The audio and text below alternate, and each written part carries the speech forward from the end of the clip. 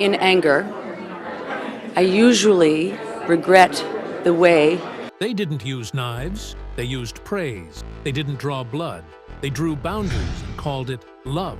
They didn't destroy her on screen, they did it in trailers, in boardrooms, in bedrooms, on red carpets. Their weapons weren't swords, they were scripts, contracts, whispers behind closed doors. Their battleground? Film sets, press junkets, and the thin silence that follows a woman who says, "No, this isn't a movie." There's no soundtrack swelling beneath the trauma, no third-act redemption, no director yelling, "Cut," when the pain gets too real. This is Uma Thurman's life, and for decades, the cameras kept rolling, while no one said a word.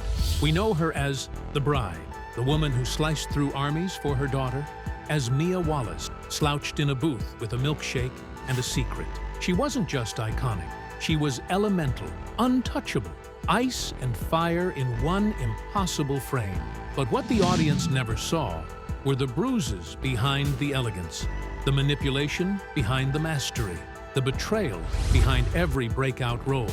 She was lauded, but never protected, pursued, but never heard, branded a muse when all she wanted was to be treated as a human being.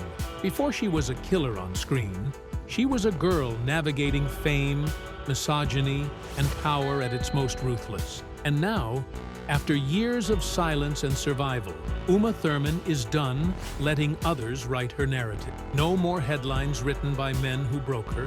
No more quotes taken out of context to make her seem difficult. No more smiles at award shows when all she wanted was to disappear. This is not the story of a Hollywood icon.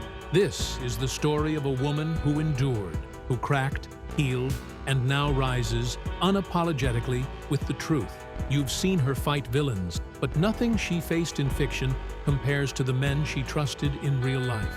5 men, 5 betrayals, and 1 woman refusing to remain silent any longer. Now, you meet Uma Thurman, not through the myth, but through the wreckage and the power she rebuilt from it. The icy goddess of pulp fiction, the vengeful bride of Kill Bill, the icon who captivated Hollywood, but behind the piercing stare and the lethal glare was a girl enduring decades of betrayal, not from villains, but from men who called themselves lovers, collaborators, even saviors. This is the story of 5 men, 5 scars, and the quiet war Uma Thurman fought for her soul.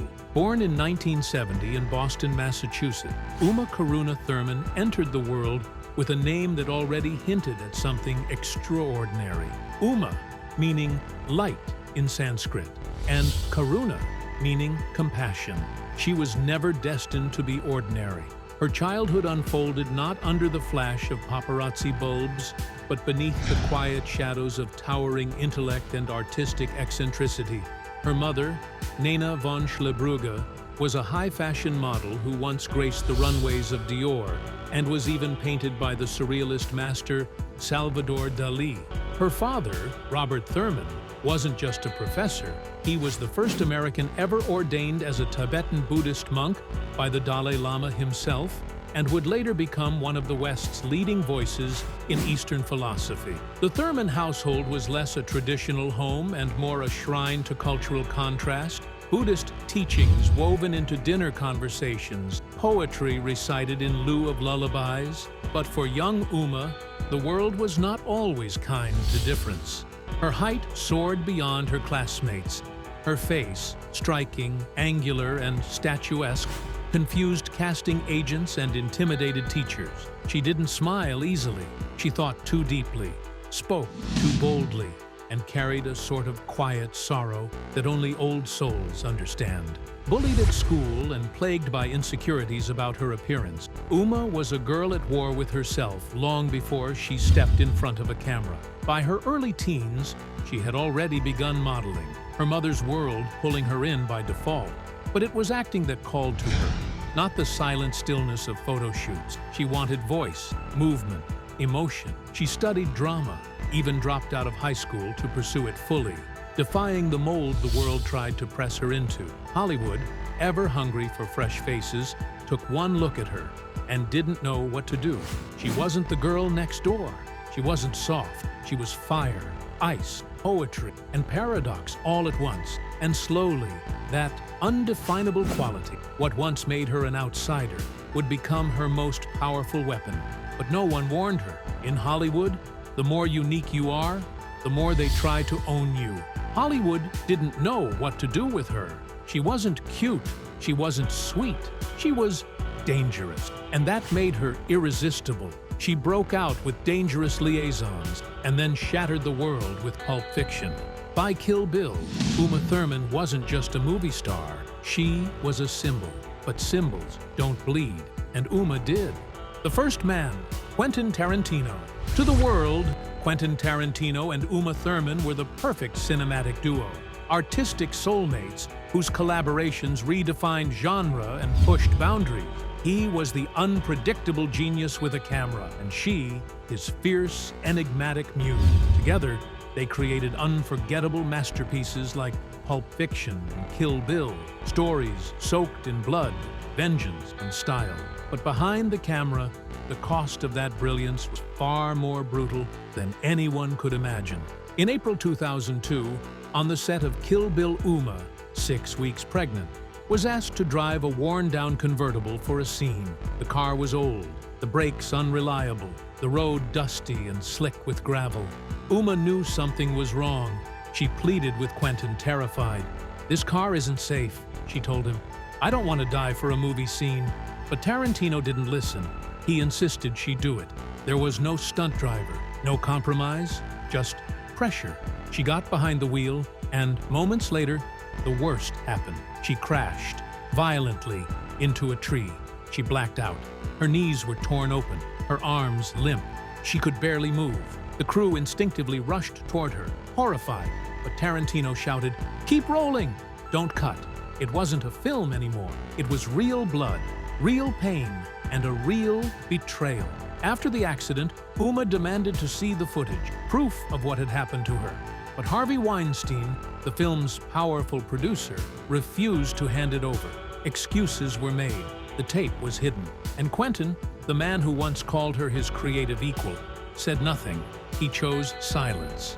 He chose loyalty to Weinstein over justice for Uma. "I used to think Quentin was an artist," she later said, "but he bowed to protect the man who raped women in the dark." For nearly 2 decades, she carried that silence like a coffin on her back, the crash haunting not just her body, but her sense of trust, of power, of safety. What they created together may have been legendary, but for Uma Thurman, the legacy came with scars no camera ever caught. The second man, Ethan Hawke. In the glittering haze of late 1990s, Hollywood, Uma Thurman and Ethan Hawke appeared to be the golden couple of their generation. She was the cool, commanding star who had carved out her place with iconic performances in Pulp Fiction and Gattaca. He was the poetic heartthrob of Dead Poets Society and Reality Bites, the intellectual rebel who seemed to carry a vintage book in his back pocket instead of a script. When they married in 1998, it felt like a fairy tale rooted in intellect and artistry. 2 serious actors, finding love not just in each other's presence, but in each other's words, craft, and silence. That same year, their daughter, Maya Hawke, was born. Uma, at the height of her fame, made a radical choice. She stepped back. She didn't chase every role, every red carpet, or every offer. She chose motherhood. She chose stillness. She chose Ethan. While he continued to tour, film, and write, she centered herself around their growing family, writing her own screenplay, focusing on home. For a moment, she believed she had found something sacred, safety, love without performance. But behind the curtain of that calm betrayal was quietly scripting its own third act. In 2003, Uma discovered a message on Ethan's phone. It wasn't from a co-star or an overzealous fan. It was from the 20-year-old nanny who had just returned from a film festival trip with Ethan. Uma hadn't been told. She hadn't even known they were together. While she was at home memorizing lines and rocking their baby to sleep, Ethan was introducing the young woman, barely out of college, as his companion to a public industry event. The emotional impact was devastating. This wasn't just infidelity, it was humiliation. The media caught wind, and speculation turned to scandal. Their marriage crumbled quickly after, but instead of remorse or discretion, Ethan doubled down. He didn't just walk away, he made sure the world saw it. At the 76th Academy Awards in 2004, Ethan arrived with his new girlfriend. The cameras flashed wildly, but the real sting came in the details. The woman wore a white dress, eerily similar to the one Uma had worn in their wedding photos. And then, standing on the red carpet with microphones in his face, Ethan delivered a cold, cutting line. "I've always believed I deserved someone who doesn't live in the past." It wasn't just a dismissal of Uma, it was a public erasure of their life together. Uma didn't retaliate with bitterness or press statements. She didn't clap back or scandalize the moment. She went silent, dignified. But later, in a quiet interview far from flashing lights, she finally let a piece of her pain slip through. People don't just take your heart. They rip it out, put it in a glass box, and display it for the world to laugh at. She had believed in him, believed he was kind, believed that someone who read Rilke and wrote poetry could never lie with such cruelty. But what she learned was far darker. "I thought he was gentle," she said. "But a man who writes poetry doesn't always keep his promises." The end of their marriage wasn't just a personal loss, it was a turning point. It marked a shift in how Uma saw love, loyalty, and the illusion of safety in the arms of powerful men. It also redefined how she would navigate Hollywood. No longer as a romantic partner, no longer as someone's plus one, but as a woman finally learning to stand without anyone propping her up. And as for Maya Hawke, the child born from that fractured union, she would go on to become a star in her own right, carrying both her parents' talent, but perhaps, more importantly, her mother's quiet strength. Uma made sure of that. The heartbreak nearly broke her, but it also built a wall around her heart, one that no red carpet flashbulb could ever penetrate again. The third man, Steve Bannon. Before the world knew him as a political fire-starter, a man synonymous with disruption and controversy, Steve Bannon had another identity, one that rarely makes headlines. He was a Hollywood producer, and for Uma Thurman, freshly divorced and cautiously stepping back into the spotlight, he was supposed to be part of her comeback story. She signed onto a film backed by Bannon, believing it was the beginning of a new chapter. After years of heartbreak and betrayal, she thought she had found a project that would showcase her resilience and remind audiences of the powerhouse she still was. But what she walked into wasn't a set, it was a trap. From the beginning, something felt off. There was no director attached, no script ready, no creative vision guiding the production. Instead, there was Bannon, armed with hard liquor, overflowing champagne glasses, and the chilling audacity of power unchecked. At a private dinner that was supposed to be about the film, he made his true intentions known. "You're not a queen anymore," he told her coldly. "You're just an investment I need to recoup." It wasn't flirtation, it was a threat, a reminder that in his eyes, her value depended on compliance, not talent. Uma refused to play along. She walked away from that dinner without stepping into his room. But the punishment came swiftly and brutally. Within days, she was informed that her role had been cut. Her name was scrubbed from all marketing material, her contract quietly voided. And then came the final humiliation. An internal email leaked from the production team, its subject line reading, "She didn't sleep with the director. Cut her. I used to think I was strong," Uma later said, reflecting on the incident. But when a man reduces you to an unpaid invoice, you start to understand why so many actresses disappear. Disillusioned, wounded, and exhausted, she withdrew from Hollywood entirely. For the next 3 years, she turned down every role, every audition, every script. "I no longer believe cinema is art," she admitted. "It's a sex market disguised by script." What was meant to be a return became a reminder that even a woman as iconic as Uma Thurman could be erased with a single rejection. The fourth man, Harvey Weinstein. He was the kingmaker of Miramax, the towering figure behind some of the most acclaimed films of the 90s.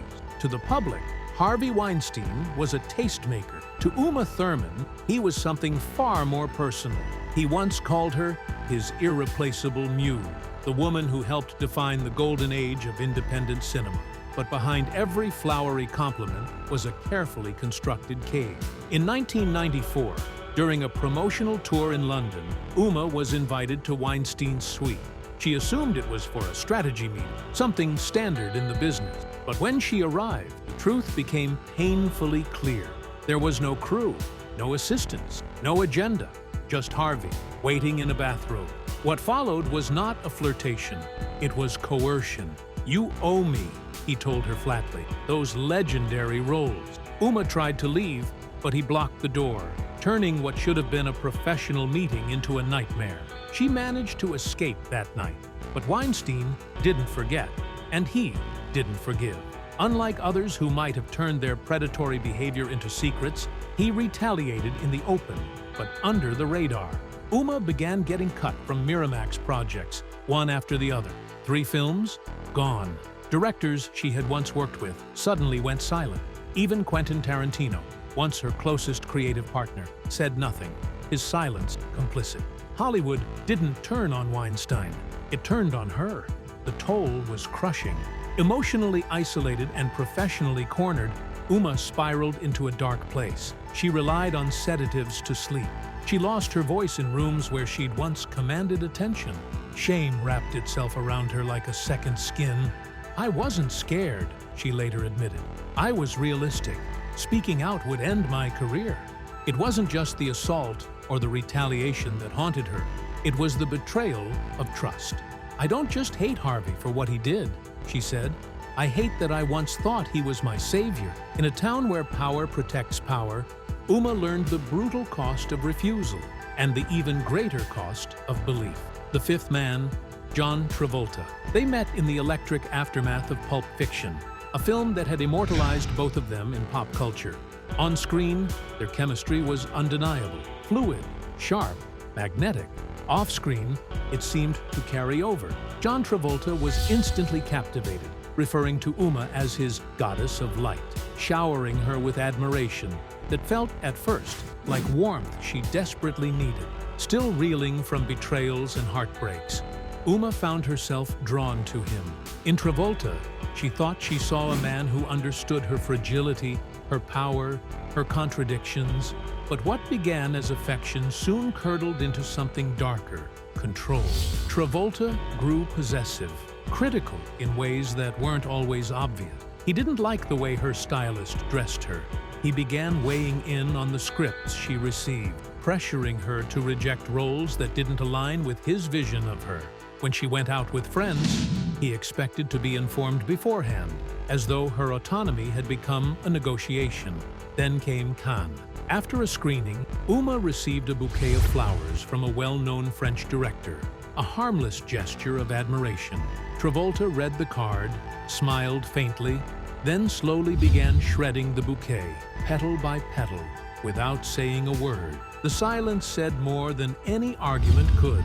Later that night, he looked her in the eye and said with chilling clarity, "I don't need you to be happy. I need you to belong to me."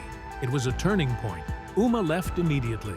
No drama, no farewell, just finality. Travolta later tried to reframe the split in interviews, saying, "Some people just can't handle real love." But Uma had her own truth. "I don't hate him for loving me," she said with calm conviction. "I hate that he loved me like I was something to trap in a glass box marked private property. I'm no one's stage prop." It wasn't just about control, it was about identity. For Uma Thurman, love had become another set she was expected to perform on. And once again, she chose to walk off it rather than lose herself in the script someone else wrote for her. Today, Uma Thurman is 55 years old, and for the first time in decades, she is living not as someone else's invention, but entirely, fiercely, as herself. She doesn't need to act. She doesn't need to charm a studio executive or prove anything to a director. She doesn't need to play the bride or embody a muse or carry the burden of being a symbol for a generation of women. Those roles were never who she truly was. They were costumes she wore to survive a system that often treated her like a product instead of a person. Now, Uma is doing what she was never allowed to do at the height of her fame. She's telling her story on her terms. She is naming names without fear, without filters. She is reclaiming footage once locked away by powerful men. She is unearthing the contracts, the emails, the whispered deals made in rooms she was never invited into. She is setting fire to the roles they wrote for her life, and instead, writing her own, finally, with truth as the lead. And make no mistake, she's not doing this for revenge. That's too small. What Uma Thurman is after is far more powerful and far more terrifying to the men who once controlled her narrative. She's after truth. And truth doesn't knock. It doesn't wait for permission. It arrives, unapologetic, and takes up space. For years, they called her cold. They called her difficult. They whispered that she was temperamental, hard to work with, ungrateful. But the world is beginning to see through the lies. She wasn't cold. She was calculating her safety. She wasn't difficult. She was defending her dignity. She wasn't crazy. She was surviving the impossible. She froze because she had to. She stayed silent because no one would listen. She retreated because she was bleeding in places no costume could cover. But that woman, the one they tried to silence, break, and bury, is standing now, fully formed, clear-eyed, and louder than ever. This is not Uma Thurman, the myth. This is not the bride. This is not Mia Wallace. This is the woman behind them all, and she will never be silenced again.